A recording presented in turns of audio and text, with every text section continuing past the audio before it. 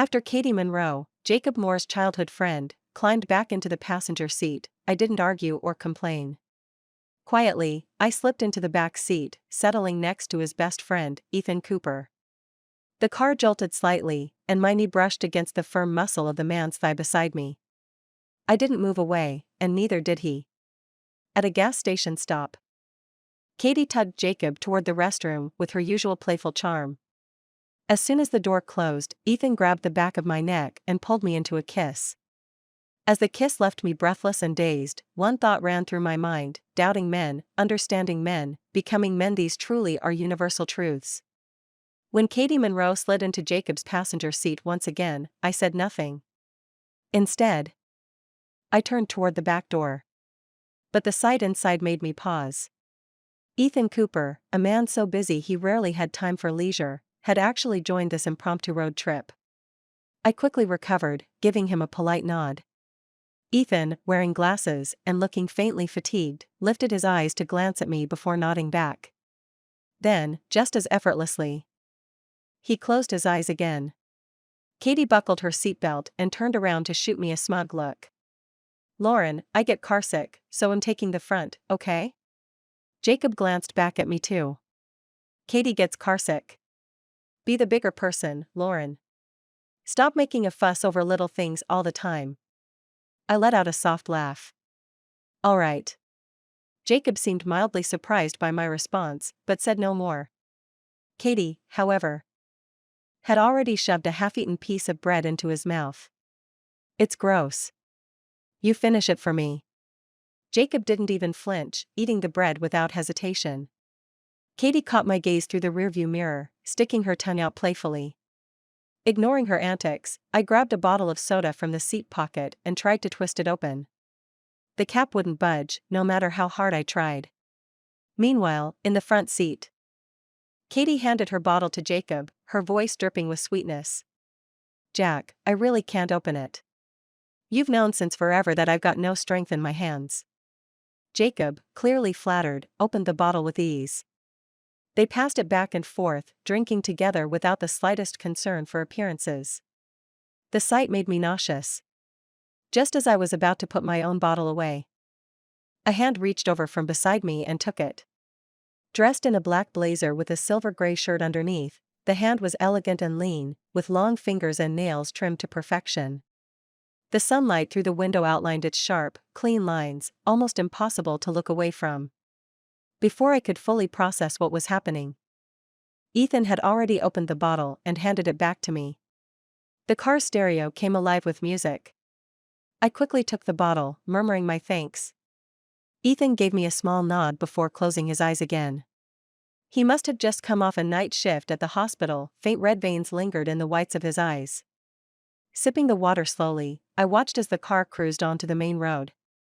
Katie's birthday was coming up, and Jacob had planned this road trip specifically to celebrate.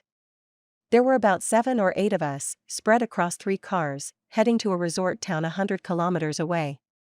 It didn't take long for Katie to practically glue herself to Jacob's side. The music was loud, making it hard to hear their conversation, but their easy laughter left little room for doubt. They were enjoying themselves. Over the past few months, Jacob and I had quarreled repeatedly about his blurred boundaries with Katie. Every time, he promised to be more mindful. Yet every time Katie showed up, those promises disappeared into thin air. I turned toward the window, a faint, self-deprecating smile curling my lips. This was starting to feel like a losing battle. The mountain road twisted and turned, scattered with the occasional loose stones. Each bump and jolt of the car made me sway in my seat. My bare knee, exposed beneath the hem of my dress, brushed against Ethan's thigh. Firmly. Tightly. Instinctively, I started to pull back. But then, out of the corner of my eye, I noticed a faint red mark on the side of Katie's neck. Even a fool could tell it was a kiss mark. As for who left it, there was no need to guess. In that moment, a surge of defiance swept through me. I stopped mid-movement and left my leg exactly where it was. Ethan's eyes opened, his gaze steady and unreadable as it fell on me. Feigning calm, I stared straight ahead, deliberately avoiding his eyes. Yet, as if to test both him and myself, I pressed my knee closer against his thigh. Just a thin layer of suit fabric separated us. And I could feel the heat radiating from his taut muscles beneath. It was electrifying, a sensation that sent ripples through every nerve ending in my body. My throat went dry, and I swallowed hard, trying to steady myself. Reaching for the water bottle, I gulped down a few cold sips, letting the icy liquid cool the restless pounding of my heart. It helped, just a little, enough to clear my mind. And yet, Ethan didn't move. He didn't shift away. Didn't pull his leg back. He simply let me stay. For a moment, my heart seemed to stop, only to race even faster, beating wildly as if it might leap out of my chest. Before I could make sense of it, the car suddenly swerved, and Katie let out a startled yelp from the front seat. "Oh my gosh, Jack, you scared me." She clutched her chest dramatically. "But wow, you reacted so quickly." Jacob grinned, not missing a beat. "See? My driving skills are top-notch." Katie leaned over and planted a kiss on his cheek. "Jack, you're amazing." "Mwah." "Cut it out," Jacob said, finally sparing a glance toward the back seat, where I sat in silent witness. He frowned and scolded lightly, "Katie, grow up a little, will you? Lauren's sitting right there." Katie blinked, her wide eyes brimming with faux innocence. "Lauren, you're not mad, right? I mean, Jack and I grew up together. He's like an older brother to me. You wouldn't mind, would you?" I tugged a blanket over my lap and gave her a frosty smile. "You act like this with your actual brother at home too?" Katie's expression crumpled into a picture of wounded fragility. "Jack, I told you Lauren doesn't like me. Maybe I shouldn't come along after all. I don't want to upset her." Jacob's brow furrowed, his voice carrying an edge of disapproval as he turned to me. "Come on, Lauren, you're older than Katie by 2 years. She's just a kid, do you really need to be so harsh with her?" In that moment, any will to argue drained out of me completely. Be the bigger person? Sure, I could do that. But one day, I hoped he'd have the decency to do the same. Under the cover of the blanket, my leg pressed even closer against Ethan's. The car hit another bump. And as my knee and calf brushed against him once more, Ethan's hand suddenly reached out and gripped my thigh. His palm, warm and firm, settled on my cool skin. The heat seemed to seep into me, spreading in waves that left my senses on high alert. It was overwhelming, a thousand-fold amplification of every sensation. I could feel the faint roughness of calluses on his fingers, likely from years of holding surgical tools. I could feel the light scrape of his fingertips as they grazed my skin, sending tiny sparks along my nerves. Unable to resist, I turned to glance at him, a fleeting, stolen look. What I saw made my pulse stutter. Ethan still sat upright, his posture composed and unaffected. But the sharp knot of his Adam's apple bobbed as he swallowed, and the clean lines of his profile, all precision and strength, seemed impossibly alluring in the soft light. I felt it again, that undeniable, dangerous pull. My heart thudded painfully, a rhythm I could no longer control. Ethan was an anomaly in Jacob's circle of friends. If not for the somewhat distant familial ties between them, a man as aloof and obsessively clean as Ethan would never have been part of Jacob's lively and often chaotic group. After I started dating Jacob, I naturally came to know Ethan as well. Our interactions were limited to brief nods and polite greetings. He preferred solitude and spoke little. His private life seemed as pristine and unblemished as a blank sheet of paper. During gatherings, while others played cards, shot pool, or reveled in laughter, Ethan was usually the first to leave. On the rare occasion he stayed, he'd sit alone in a quiet corner, resting with his eyes closed, entirely detached from the revelry around him. Jacob often joked about it with a teasing grin. "My cousin? He's no desires, no indulgences, perfectly spotless. Can you believe he's already 27 and probably hasn't even touched a woman? Though he's gotten better this past year. Invite him to 10 parties, and he might actually show up to 3 or 4. A few years ago? Forget about it, you'd never even catch a glimpse of him." In truth, I had already heard of Ethan back in college, even glimpsing him a couple of times from afar. To me, he had always seemed like a dream and unattainable fantasy that many girls harbored during their youth. He was the moon, high and distant, impossible to reach. Our interactions were sparse, limited to a few words in passing. The only exceptions were 2 hospital visits when I experienced discomfort in my breast and happened to book his consultation. I remember feeling mortified at first, but Ethan's professionalism quickly eased my nerves. In hindsight, I berated myself for overthinking. Ethan was a surgeon had seen and dealt with countless patients. No matter how young, attractive, or well-proportioned I might be, I was just another body to him, nothing special. Even so, when his hands conducted the physical examination, I couldn't stop my face from burning, my eyes tightly shut in embarrassment. And yet, as I left the consultation, I couldn't shake the thought. Was it my imagination? Or had Ethan's ears turned a faint shade of red, perhaps from the warmth of the clinic's heating? "Jack, can we stop at the gas station up ahead? I need to use the restroom." Katie's voice cut through my thoughts, yanking me back to the present. I bit my lip lightly, attempting to shift my leg away from Ethan's touch. But his fingers only tightened their hold. Lowering my lashes, I froze in place, not daring to move again. As the car rolled to a stop, Katie immediately insisted that Jacob accompany her to the restroom. Jacob glanced back at me, a hint of hesitation in his expression. Before he could speak, Ethan's deep voice broke the silence. "She's asleep." Relief flickered across Jacob's face. "All right, it'll be quick. Katie, let's go." After a brief exchange, the car doors opened and shut, their footsteps fading as they walked away, leaving behind an enveloping quiet. "Lauren." The sound of Ethan's voice made me tense. Before I could react, he lifted the blanket covering my legs. "You're sweating. Aren't you hot?" I lowered my head further, avoiding his gaze entirely. Pretending to have just woken up, I fumbled for the water bottle beside me, hoping to use it as a distraction. But before I could take a sip, Ethan reached over and took it from my hand. "Stop drinking so much cold water," he said, his tone steady but firm. "Have you already forgotten my advice?" I don't know where I found the courage, but I suddenly looked up at him and retorted. "Seems like Dr. Cooper's skills aren't all that impressive." His brow furrowed slightly. "Why do you say that?" "I followed your advice and took the medicine, but my chest still hurts." His expression darkened, concern flickering in his eyes. "It still hurts?"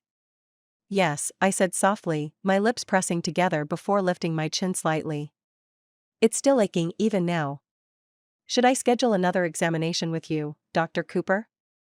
Not far outside the car window, Katie was clinging to Jacob's arm, their bodies pressed so close together there was no room for air between them. Jacob occasionally pinched her cheek or ruffled her hair, the gestures intimate and playful, like a couple hopelessly in love. Watching them, the anger and frustration that had been building in my chest surged, desperate for an outlet. Before I realized it, I had already grabbed Ethan's hand. Or should Dr. Cooper fulfill his professional duties now and give me a proper examination? Ethan's hand was mere moments away from my chest when he suddenly moved quicker than I could react. His long, strong fingers grasped the back of my neck, firm but not rough. With just a slight pull, he brought me close to him. "Lauren," he murmured, his deep gaze locking onto mine. I had to tilt my head back to meet his eyes. "Don't provoke me here." "Provoke you?" I held his gaze, my courage bolstered by defiance. "Did I provoke you, or is Dr. Cooper simply too unethical to care for a patient in pain?"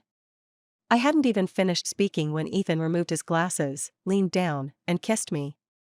His kiss was like him, clean, sharp, with a faint bitterness, as if it had seeped into every pore of his being. It enveloped me completely. My eyes widened in shock, instinctively trying to push him away. But his hand pressed firmly against me, keeping me in place.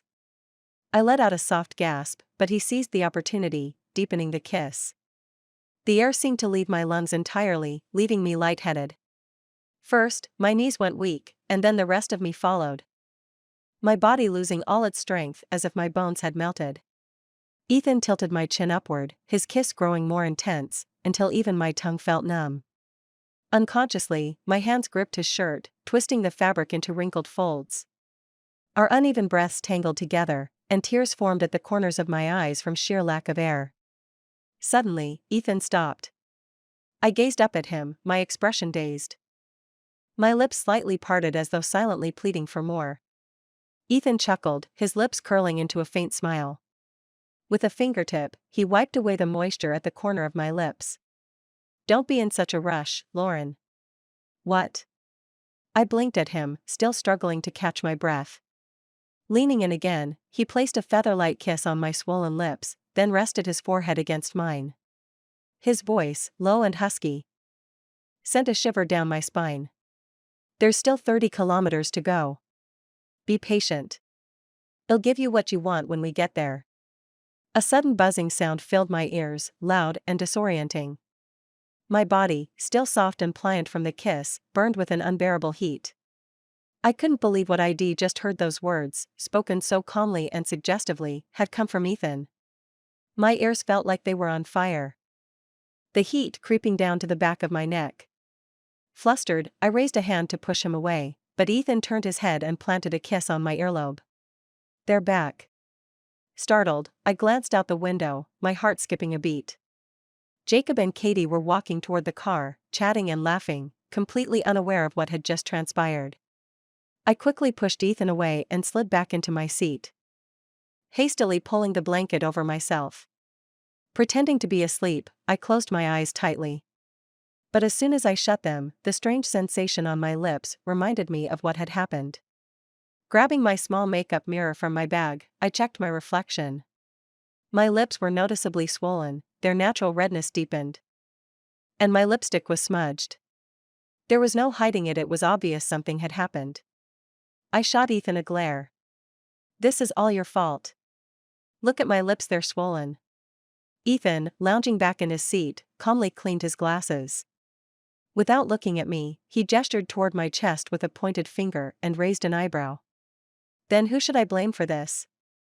I reflexively followed Ethan's finger with my gaze and immediately froze, my eyes widening in disbelief. How can you have that kind of reaction?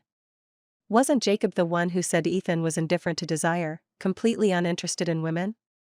"Lauren, I'm still a normal man," Ethan said calmly, slipping his glasses back on and giving the frame a slight push with his finger. In that fleeting moment, the simmering tension, the smoldering desire I'd seen in him earlier vanished as if it had been sealed away.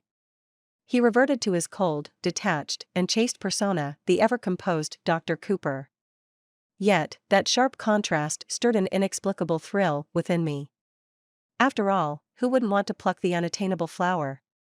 Who wouldn't want to see a man cloaked in icy restraint lose control, give in to desire, and descend into madness? To take something so pristine and make it deliciously dirty.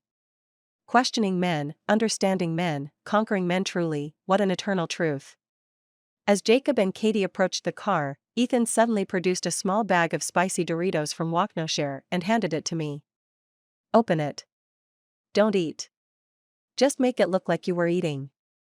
"Why can't I eat it? It's my favorite," I protested, clutching the bag. "Junk food. It's no good for you," he replied, his tone laced with his professional disapproval. "Ugh, the occupational hazard strikes again," I muttered, rolling my eyes. Still, I ripped open the bag anyway, ready to pop one into my mouth. Before I could, Ethan snatched it from my hand and tossed it straight into the car's trash bag. Just then, the car door opened. Katie climbed in first, immediately turning to glance at me in the back seat. "Lauren, what happened to your lips?" Without missing a beat, I pointed at the trash bag. "I ate some spicy Doritos. Got too spicy and swelled up." Katie covered her mouth, laughing as she turned to Jacob. "Jack, if we didn't know better, we might thought Lauren was off kissing someone and got her lips all swollen." Jacob frowned slightly, his eyes narrowing as he looked at me, doubt flickering in his gaze. But the moment his eyes landed on Ethan's cold, detached expression, his demeanor softened. "Don't be ridiculous. Lauren's been in the car the whole time. Who could she have kissed?" "That's not necessarily true," Katie chimed in mischievously. Who knows what Lauren got up to after we left? Before she could finish, Ethan's sharp gaze locked onto her, his voice cutting her off with an icy precision. She's been asleep in the car the entire time. She only just woke up 5 minutes ago. Katie froze, startled. Ethan? Ethan didn't even let her finish. His tone grew even colder. My family isn't close to yours, and I'm not familiar with Miss Monroe either. It'd be best if you spoke less to me. Katie's face flushed bright red, her eyes filling with unshed tears as she turned to Jacob, looking thoroughly wronged. Jacob glanced at Ethan, whose expression was as icy as ever, and swallowed his words, opting to stay silent. Katie, despite her evident frustration, could only endure it. After all, the Monroe family was still trying to climb the social ladder by associating with Jacob's family. And even Jacob's family, in front of the Coopers, had to tread carefully. Katie could only glare at me fiercely through the rearview mirror when no one was looking, as though silently blaming me for everything. I sighed internally. Great. Another debt to add to the list. The remaining 30 kilometers were unusually quiet, with Katie sulking the entire way. When we arrived at the resort, Katie clung to Jacob's arm, insisting on sharing the suite with him. Jack, I've never spent a night alone before. I'm so scared. Come on, it's a suite, she cooed, her arms wrapping around his. There are 2 bedrooms. Lauren won't mind, right? She pouted and swayed Jacob's arm. Her eyes filled with pleading sweetness. Jacob looked at me, clearly caught in an awkward position. I responded with a faint, gracious smile. Why don't I switch rooms with her? I like the garden view anyway. Jacob looked at me with a tinge of guilt. He lowered his voice as though trying to soothe me. Lauren, it's Katie's birthday this time. Let's let her have her way, okay? Next time. I'll take you on a solo vacation to make it up to you. I nodded with magnanimity. Sure, that sounds good. Jacob looked visibly relieved. Great. Let me help you carry your luggage to your room. Before I could protest, he had already picked up my suitcase and taken it inside. When he left, his expression was much more at ease, as though he'd fulfilled some moral obligation. The party was already in full swing by the time I finished showering, changing into a new dress, and leisurely applying a simple makeup look. As I entered the room, the chatter and laughter filled the space, but my eyes were drawn to Ethan almost immediately. He was sitting alone by the window, dressed in a crisp white shirt. The glasses on his face added to his air of cool detachment, making him look even more composed and reserved. Noticing my arrival, he merely cast a fleeting glance my way. But it was enough to send a ripple of awareness through me. As I averted my gaze, out of the corner of my eye, I caught him casually raising his hand to undo the top button of his shirt. His long fingers brushed over his Adam's apple in an almost absent-minded motion. My breath hitched, and I bit my lip lightly, a flurry of reckless thoughts racing through my mind. If I bit down on his Adam's apple, how far would he lose control? Wow, Lauren. You look stunning tonight. Katie's voice snapped me out of my daze. She ran up to me, grabbing my arm and shaking it lightly. Then she pouted, her tone turning playful but sharp. But seriously, how could you do this? You're stealing the spotlight from me, the birthday girl. Jack, come here and back me up. Lauren's bullying me again. I looked at Katie. She had dressed up meticulously tonight, undoubtedly looking like a little princess with her delicate features and sweet demeanor. But as the saying goes, cute often pales in comparison to sexy. Normally, I preferred a more casual, understated style. But tonight, I felt a rare impulse to go for something bold. A simple yet alluring makeup look paired with a winered satin slip dress and matching strappy heels. The dress hugged my figure and flattered my fair skin, while the crisscross straps winding around my calves highlighted the length and elegance of my legs.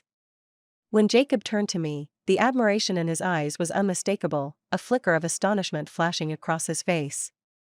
The others quickly joined in with teasing remarks. Lauren, you've really outdone yourself tonight. Jacob, you're one lucky guy. Look at him. Jacob's eyes are practically glued to Lauren. Jacob seemed pleased with the attention at first, but as he walked over to me, he coughed lightly, trying to compose himself. Lauren, it's Katie's birthday today, he began, his tone slightly chiding. You can dress however you like when we're out on a date. But don't you think this might upset Katie? I looked at Jacob standing before me, and something shifted inside me. The faint fondness and attachment I once felt for him were unraveling, peeling away with startling speed. And yet, I didn't feel heartbroken or reluctant, just oddly detached. Lauren, did you hear what I said?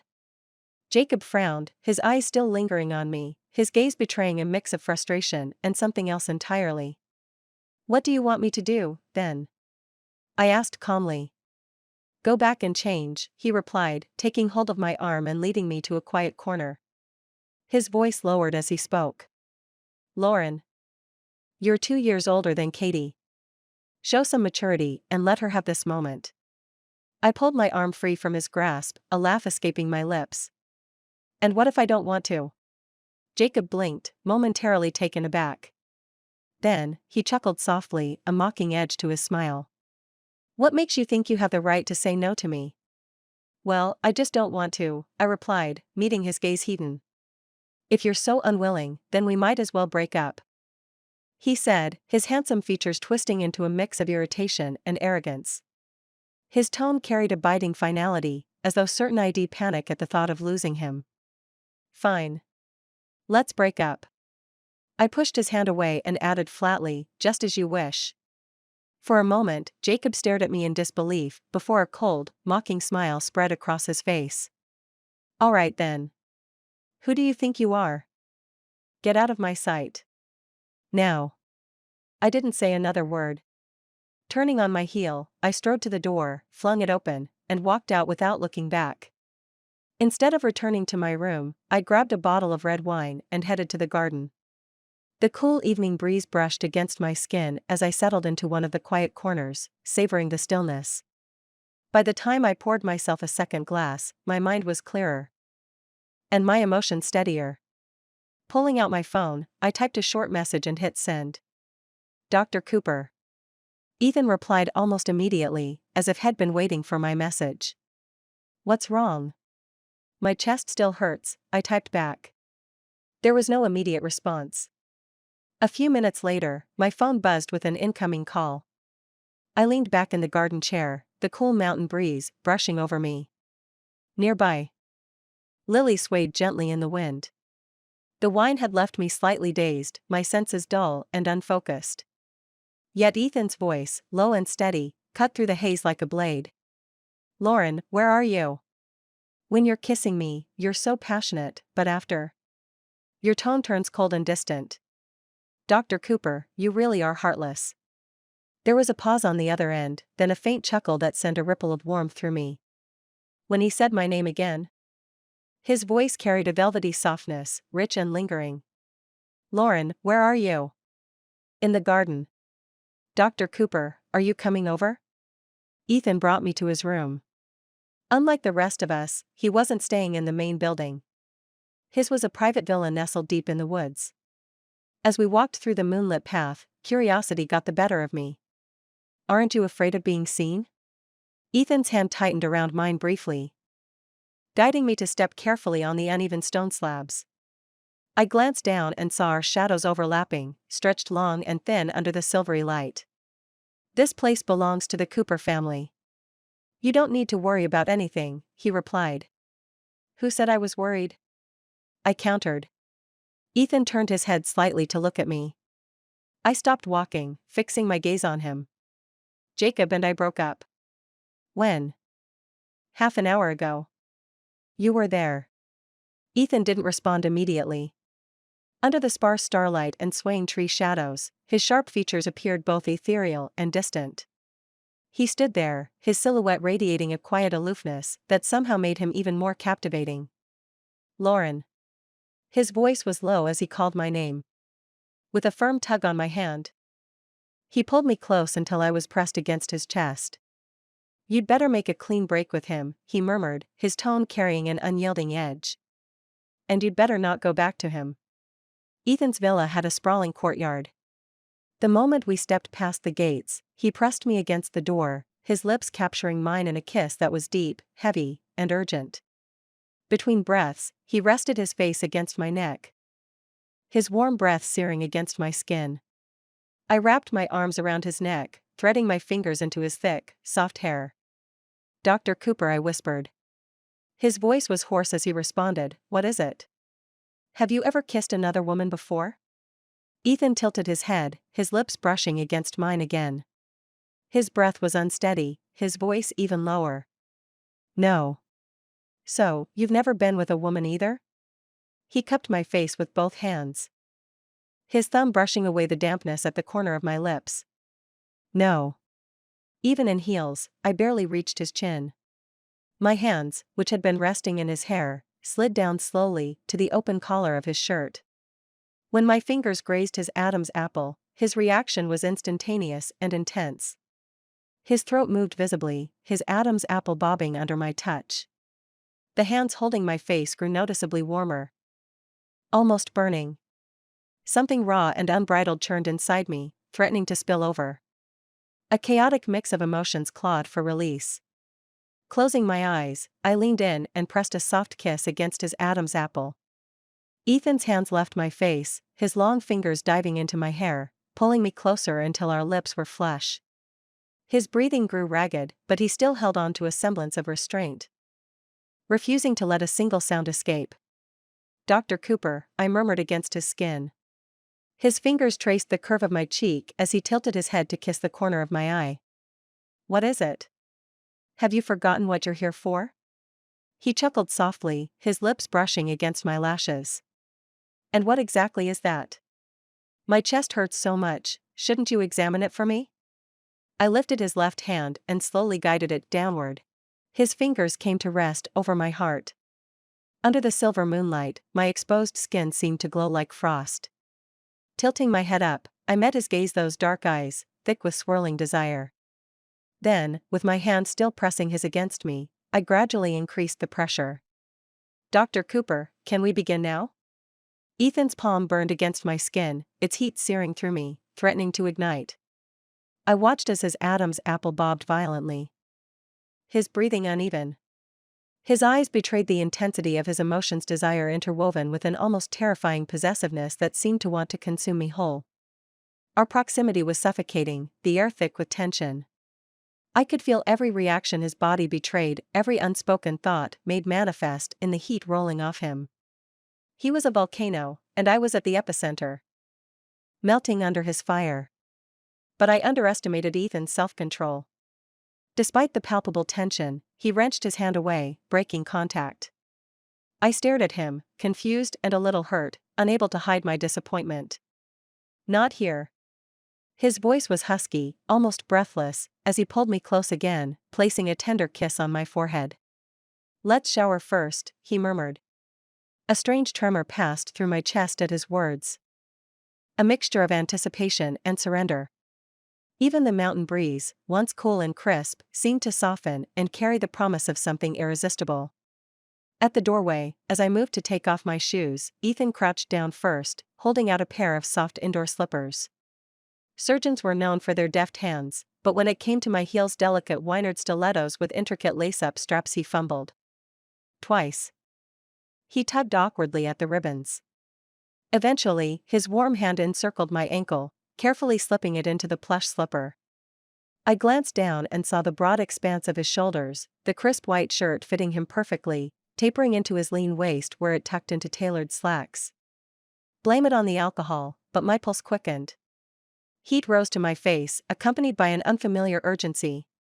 When he stood, I instinctively reached up, hooking my arms around his neck, and kissed him.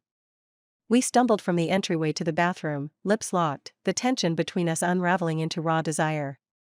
By the time the shower was running, his shirt was untucked and wrinkled, and the straps of my dress had long since slipped off my shoulders. Ethan pinned me against the cool tile wall, his kisses unrelenting, each one fiercer than the last. Steam rose around us, enveloping the room, blurring the boundaries of space and time. It felt like he wanted to consume me, to claim every part of me as his. "Lauren," he rasped at last. But then, he grabbed my wrists, pulling back with a forceful restraint that surprised me. Brushing my damp hair away from my face, he laced his fingers with mine, his breathing harsh and uneven. "Back to the room," he said. His voice hoarse yet commanding. "Not here. I don't want you to feel uncomfortable." Dr. Cooper always looked lean in his clothes. But I hadn't expected him to have a physique like this. 8 perfectly sculpted abs stretched across his torso. I couldn't imagine how he managed to maintain such a body with his grueling schedule, but I wasn't about to complain.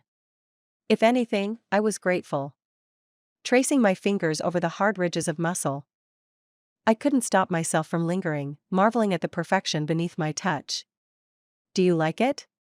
he asked, his voice low, laced with amusement, even as we tangled closer together. "Of course I do," I murmured, giving his abs a playful squeeze for emphasis.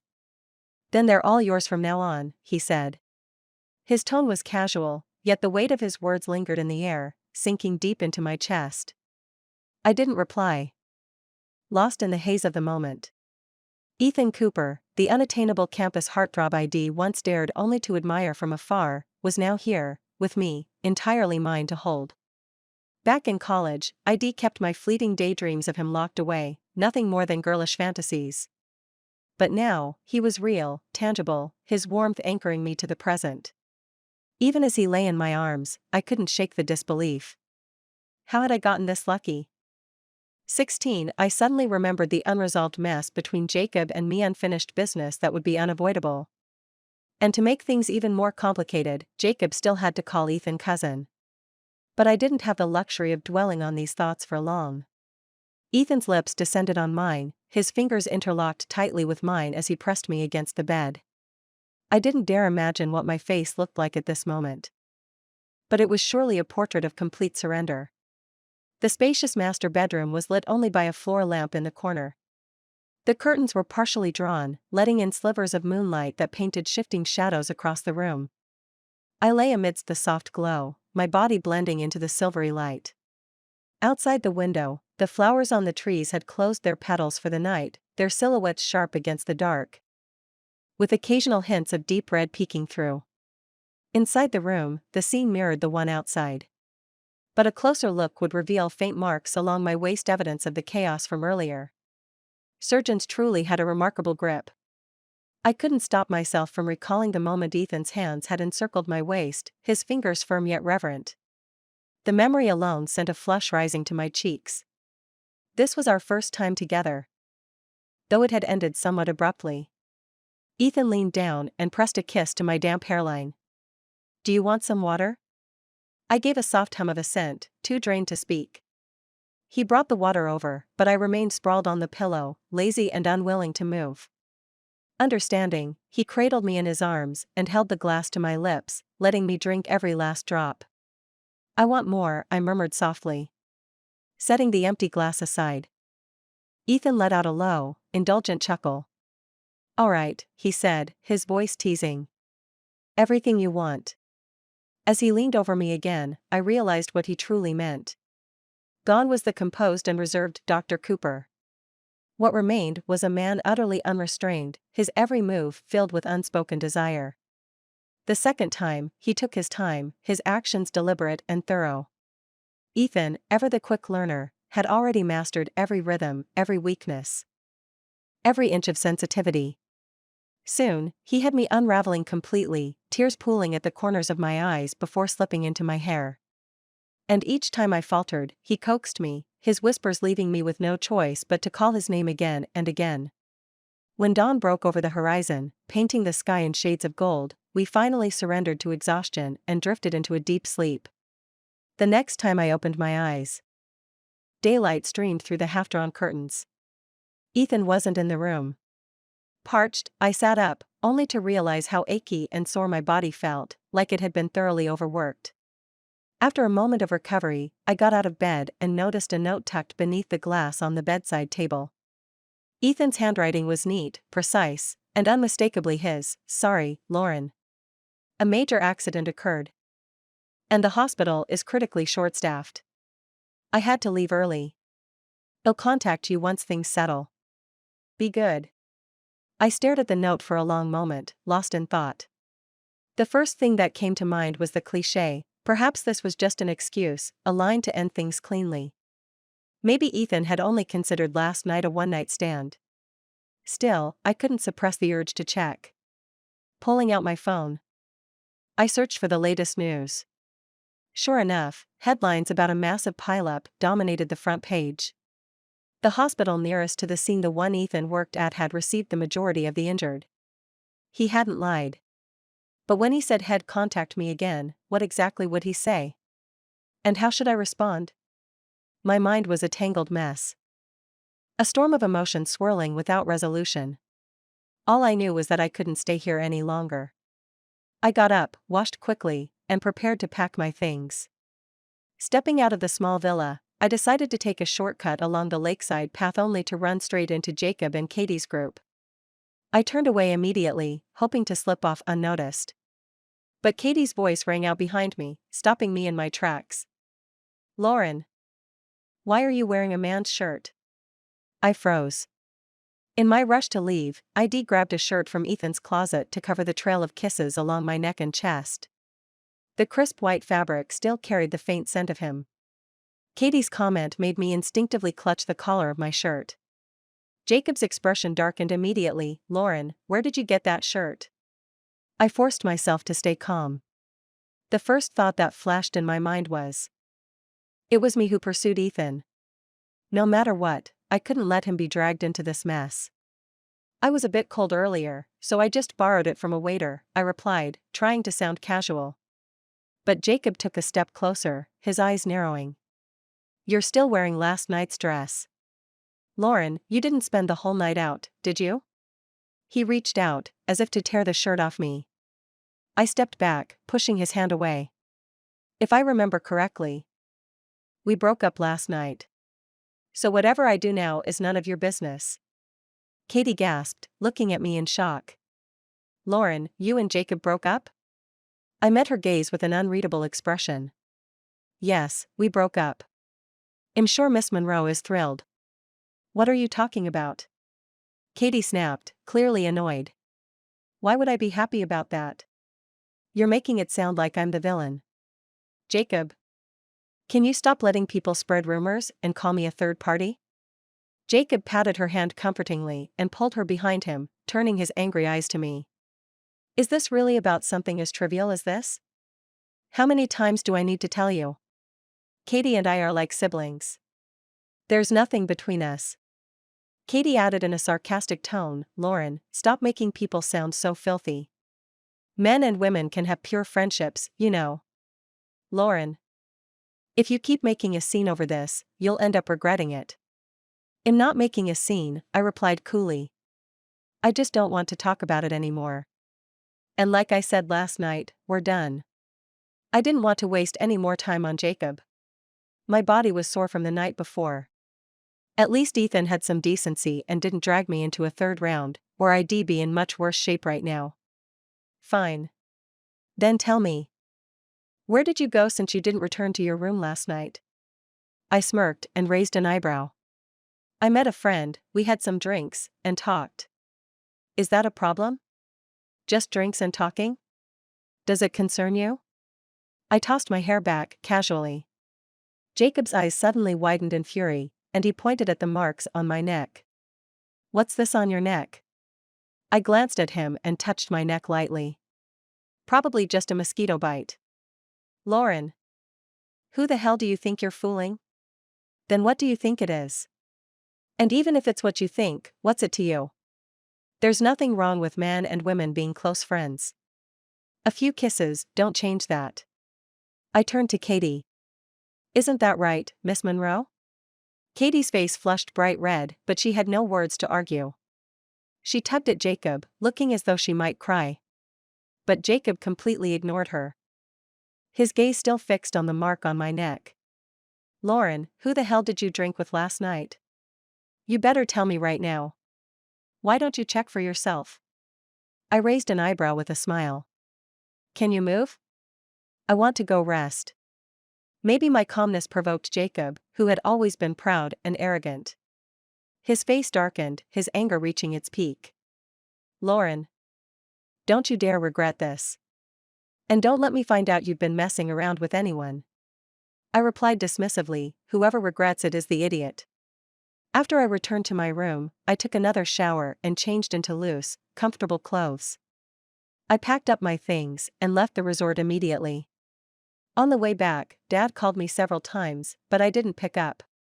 Soon after, my brother messaged me, "Did you argue with Jacob? Go apologize quickly, don't make things worse. I'm negotiating a partnership with Jacob's family right now. Don't mess up my important business." I felt a heavy pressure in my chest. I replied, "I'm just dating him, not selling myself as a commodity. We've broken up, and there's no chance of getting back together." "Lauren, you're becoming more and more reckless. Do you think you can keep a rich guy like him? He'll have mom and dad kick you out of the Hayes family. Do you believe me?" After graduation, I became completely independent. My parents had long told me that everything in the Hayes family had nothing to do with me. It was all for my two brothers. They gave me an ordinary 60 square meter apartment from the many houses in the family. Everything else was under my brothers Nathan and Ryan's names. So, what did the Hayes family's business or future have to do with me? I smiled and replied, "I'd welcome that." When I got home, I locked myself in for 3 days. No one can really be indifferent to their original family like this. I felt depressed and restless, tossing and turning all night with insomnia. The headache felt like it might explode. I had no choice but to get up and drink a little. Maybe it was the alcohol or the mood that made me feel restless, but the pain in my breast began to flare up again. Taking medicine didn't help, and the pain only worsened. I had no choice but to go to the hospital for a checkup. I made an appointment with a different specialist to avoid seeing Ethan. After all, my entire life was in chaos, and I didn't know how to face him. After waiting in the hallway for a while, a nurse came over to call me. I followed her, only to realize I was headed to Ethan's office. I instinctively turned to leave, but Ethan called out to me. He looked like he had been working for 2 or 3 days straight. His eyes were bloodshot, and his face was exhausted. "Sit down for a moment. Let me wash my hands," he said. He took off his white coat and carefully washed and sanitized his hands. I watched his long, strong fingers under the flowing water, and slowly lost focus. My mind kept replaying that night how those hands had touched me. Exploring places I had never experienced before, bringing me pleasure that almost made me lose my mind. I felt like something was wrong with me, as my head was filled with memories of that night. After Ethan finished washing his hands and sanitizing, he walked up to me and said, "Is the area with the cyst painful again?" "Sorry, Lauren, I've been so busy these past few days, I haven't been able to contact you right away." I looked at him, dazed. In just 3 days, he seemed to have lost a bit of weight. A few days' worth of stubble had appeared on his chin, and he didn't have time to shave. I couldn't help but reach up and gently touch his chin. "Ethan, you haven't shaved, you look so messy." He took my hand and rubbed his chin against my palm, laughing softly. "I'll go shave right now." But I didn't let go of him, holding him back. "I was just kidding. You still look handsome this way. It's very manly. To use a line from a book, you've got so much testosterone. So, should I keep the stubble?" I wrinkled my nose. "Then maybe not, or it might hurt when you kiss me." The smile on Ethan's lips deepened. "Do you want to try? This is your office." "It's fine, I have half a day off today. No one will disturb us. I was planning to call you right away. I just happened to see you came to the hospital." Ethan took my hand, and his expression gradually turned serious. "Lauren, I'm really sorry. I didn't know that night was your first. We were so close, the window beside us. Outside, there was a camphor tree, and the garden wasn't far. The wind carried a faint fragrance, filling the air. The light and shadows moved across his handsome, chiseled features. I could even see each of his eyelashes. Due to days of overtime, there was a subtle shadow of fatigue beneath his eyes. And that small brown mole at the corner of his eye. He had once been an unreachable dream of mine in my younger years. I couldn't help but feel a lump in my throat. There were so many thoughts I couldn't put into words. Maybe people always feel insecure when they're in front of someone they've looked up to. But my selfishness made it hard for me to push him away. I've always been aware of it. I am a selfish and vain person at my core. Just like I didn't want my greedy, shameless family to drain the blood of me and the people around me. I wished I could cut ties with them and never have anything to do with them again. Just like right now. I wished the whole world knew that Ethan was mine. But I couldn't say it out loud. Ethan is such an outstanding man. I didn't want those disgusting people and things to get involved with him. In the midst of all these thoughts, I smiled and said to him, "So, do you want to be responsible for me?" Ethan didn't smile. His voice was serious. "Yes." "Don't be so serious, Dr. Cooper. You're scaring me." I slowly pulled my hand out of his palm. "We're both adults. I can take responsibility for my own actions." "There's no need for that, Dr. Cooper." Ethan looked at me with confusion. "Lauren, you." I was afraid he would see through my thoughts, so I quickly interrupted him. "Dr. Cooper, I'm in pain right now. Could we start the treatment?" Ethan stared at me for a few seconds in silence. Then immediately switched to his professional demeanor. He carefully examined me again and adjusted my medication. "Go for the physical therapy first. The heat compress and massage will help you feel much better." I nodded and stood up, preparing to leave. But Ethan brought a clean doctor's coat. "I'll take you there." During the heat compress and massage, I felt a bit shy and closed my eyes. "Could you have a nurse come instead?" Ethan put on his gloves. "Are you doubting my professionalism?" I choked on my words and stayed quiet. But as his fingers gently touched me, I couldn't help but blush. However, there was no doubt that Ethan's technique was top-notch. I soon felt drowsy, almost falling asleep from the relief. As the session was nearing its end, I heard Ethan call my name, though I was too tired to open my eyes. He said something to me, but I was too sleepy to register it.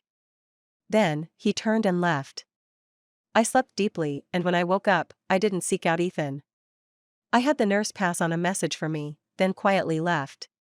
Wearing a mask, I took the elevator down, keeping my head lowered as I made my way toward the hospital entrance. But as I reached the ground floor, someone grabbed my arm. Then, a slap landed across my face, making me dizzy. When I came to my senses, I saw the cold and angry faces of my two brothers. "Lauren, you're coming with us to see Jacob now." "I'm not going." "You have no choice." Jacob said, "As long as you apologize, he'll consider getting engaged to you. You know, the Hayes family's business needs to improve, and Jacob is the quickest way to make that happen." I struggled with all my might and gritted my teeth as I replied, "I said I won't go." Ryan, with his short temper, raised his hand to strike me again. But Nathan stopped him. He looked at me gently, his voice calm. "Lauren, the family is really facing difficulties now. If this deal falls through, our family is finished. You're part of this family, and we've always treated you well. Just help your brothers out, okay? Have you ever thought about how others will look down on me in the future, despise me? You're young, beautiful, and well-educated. Jacob really likes you, he won't treat you badly. Lauren, don't be naive, so many people are scrambling to marry into the Jacob family." I said I won't get back with Jacob. I took 2 steps back, sneering at them. "If you can't bear to give up such a good marriage, you can sell your own daughters. Lauren, if you don't care about family ties, then return everything Mom and Dad gave you. And sever all ties with the Hayes family." "Fine, I'll return it all." Seeing that I wasn't budging, Nathan frowned. "Lauren, you're young and naive, and easy to make mistakes. When you get married in the future, you'll realize how important family is. Don't regret it later." I couldn't help but laugh. In my adolescence, I had suffered, struggled, been troubled, and even tried to take my own life. I couldn't understand why my parents doted so much on my two brothers. Why did they treat me so coldly? I even went through deep self-doubt. But later, I accidentally learned that I was just an abandoned child adopted by the Hayes family. And the Hayes family had only adopted me to use me as a tool for a profitable marriage alliance. How much genuine affection could a family have for a tool? Once I figured that out, I began to save myself and slowly walked out of the dead end in my heart. I returned the apartment and the car to the Hayes family. And the $200,000 I had saved from working part-time in the 2 years after graduation, I gave it all to my parents. I would try to repay them for raising me. But when it came to my marriage, I wanted to have control over it myself. When I left the Hayes family, the entire family's faces were grim. The document to sever ties, signed by everyone in the family, wasn't handed to me, it was thrown in my face instead. I moved into a new rented apartment, doing my best to pick myself up. During this time, Ethan reached out to me many times. I only replied briefly when he asked about my health. He also asked to meet up, but after thinking it over for a long time, I didn't agree. I was afraid that if I saw him, I would lose control. I would want to hug him, kiss him, sleep with him. I wanted to claim him entirely, but at the same time, I was painfully aware that this might just be a dream of mine. Ethan didn't push me or force me to meet him. Sometimes, I would look at his social media accounts. He would occasionally post about either his morning or night runs. I felt like a stalker. I would enlarge the photos and greedily stare at every detail of him. My work had also started to face obstacles. I had a feeling that Jacob was behind it all. But I couldn't quit now, I could only grit my teeth and endure. Even as my salary continued to drop, the pressure was so overwhelming that I felt like I was going to collapse. One late night, returning from work, I saw Ethan downstairs.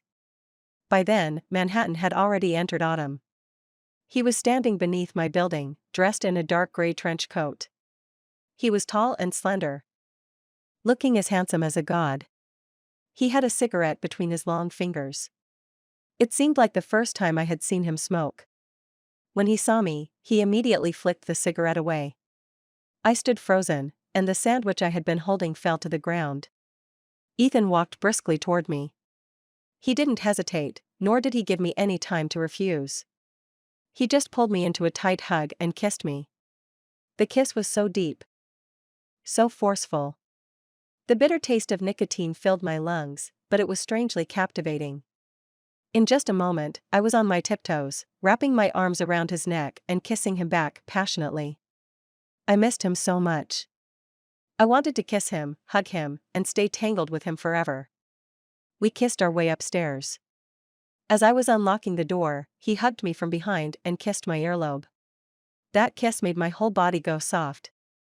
And I could barely get the key into the lock. When the door finally opened, he took me inside and pressed me against the shoe cabinet. I tugged at his trench coat and shirt, feeling the firm muscles in his waist and abdomen. Electricity seemed to spread from my fingertips to my whole body. I couldn't help but let out a low moan. But he took advantage of the moment and kissed me harder, his tongue invading mine. At the last possible second, just as things were about to go too far, Cooper stopped himself, his desire still visible in his eyes. "I'm going to take a shower first." He released me, his gaze filled with longing. I loved this side of Ethan, broken from his pedestal, lost in the passion. As he turned, I wrapped myself around him from behind, tightening my arms around his waist. "I want to shower with you." My apartment was small, and the bathroom was cramped. The shower wasn't very strong, and I felt a little cold. Ethan held me tighter. He was so warm, his hands so hot. His fingers slipped through my damp hair, caressing my scalp, sending tremors through my body. He lowered his head and kissed me, his fingers brushing my wet hair at the temples, gently kneading my cold earlobe. I closed my eyes, not wanting to hold back anymore. "Dr. Cooper, do you want to check me again?" I took his hand and slowly placed it over my chest. He was so stirred by desire that he couldn't wait until we got to the bedroom. In the misty warmth of the shower, in the tiny space that barely allowed us to move, Ethan and I tangled with each other again and again. Until finally, I was too exhausted to stay awake and drifted into a deep sleep. I woke up later, lying in his arms, feeling completely peaceful. When I opened my eyes again, I was surprised to see Ethan still in my apartment. I rubbed my eyes several times. He had rolled up his sleeves and was carrying food out of the kitchen. You're awake? Do you want to eat something? How come you didn't leave? Ethan placed the plate on the table and stood beside it, watching me with sleepy eyes. I was afraid if I left, you wouldn't talk to me for a long time. He was wearing glasses, his hair tousled, falling gently. He looked like a piece of smooth jade. I loved the way he looked with glasses. But I liked even more, taking them off with my own hands. Ethan. I walked up to him, tilting my head to look into his eyes. I have nothing left now. Maybe I won't be able to keep my job either. 24, there's no reason, I just like you. Maybe it started a long time ago. When they were still in college. Maybe it was when she became Jacob's girlfriend, and they met again. He couldn't even explain it himself. But after he found out she was with Jacob, he began forcing himself to enter the social circles he despised, just so he could catch a glimpse of her. He endured his jealousy and possessiveness, appearing time and time again in her and Jacob's life. Ethan thought to himself that no one would ever know. That day in the car, when her knee brushed against his leg and didn't pull away, he felt disgusted with himself for secretly rejoicing. But he couldn't control it.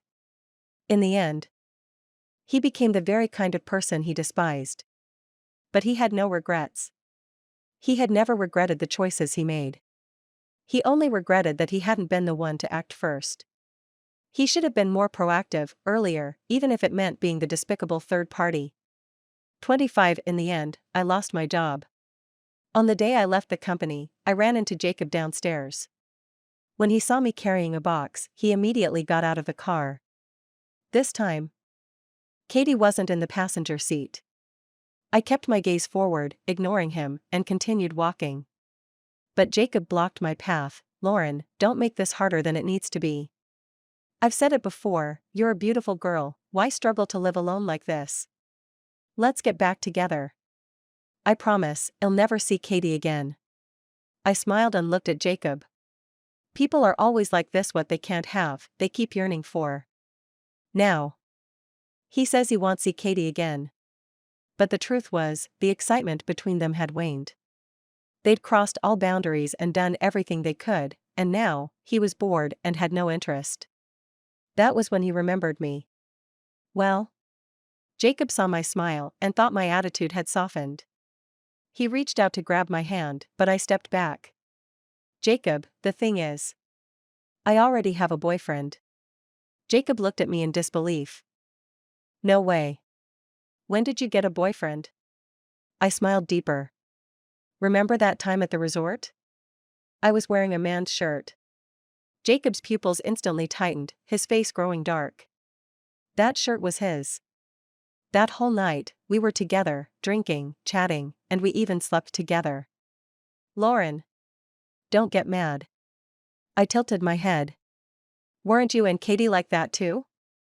And we weren't even broken up back then. That's different. I was just playing around with her. If I liked her, why would I have anything to do with you? Jacob almost growled through his teeth. That's indeed different. Because I'm serious. I really like him. You'd better tell me clearly, who the hell is that man? Jacob was on the verge of losing it. 26. No one in this world dared to meddle with him like that. I'll skin him alive. Jacob was seething with anger. Completely losing control. Who are you going to skin alive? Ethan's voice came from behind him, low and cold. Jacob froze, as if someone had just turned off his power. For a long while, he could only stand there, unable to speak a word. When he finally turned around and saw that it was indeed Ethan, he looked like his spine had been ripped out. He stood there, stunned, unable to say a thing. Ethan, dressed in a black coat, had a stern, aloof expression on his face. Go ahead, Jacob. Ethan walked past him, taking the box from my hands. I'll say this once, don't bother Lauren again. Jacob, unwilling but unable to express his frustration, restrained himself. Still, he couldn't hold back any longer. Ethan, you know Lauren is my girlfriend. Not anymore. I only broke up with her because I couldn't handle my pride in that moment. I don't care about that. Ethan reached over with one hand to hold me, shooting Jacob a cold glance. If Lauren says it's over, it's over. Ethan. If you don't like it, we don't have to be friends. Ethan smirked. Anyway. Our families don't have any real blood ties. Jacob immediately shut up. It had taken him a lot of effort to get close to the Cooper family. If he ruined that relationship now, his father would be the first to skin him alive. I followed Ethan into the car. After a while, I looked back and saw Jacob standing there, head hanging low. I turned to look at Ethan. Even while driving, he looked incredibly handsome. I couldn't help but snap a picture of his side profile. Cooper, can I post your picture on my Instagram? I really wanted to show the world that Ethan was mine. Of course you can. Thank you. I opened Instagram, selected the photo I had just taken, and added a caption, "The most handsome man in the world is now mine." The moment I posted it, my phone exploded with notifications. As I read through the flood of comments congratulating me, I felt my heart fill with joy. At the red light, Ethan took my hand. Are you happy now? Yes, very happy. He turned his head and kissed my cheek lightly. Lauren, I'm happy too. The green light came on. The car started moving. The long road ahead, and our happiness, had just begun to unfold. The end.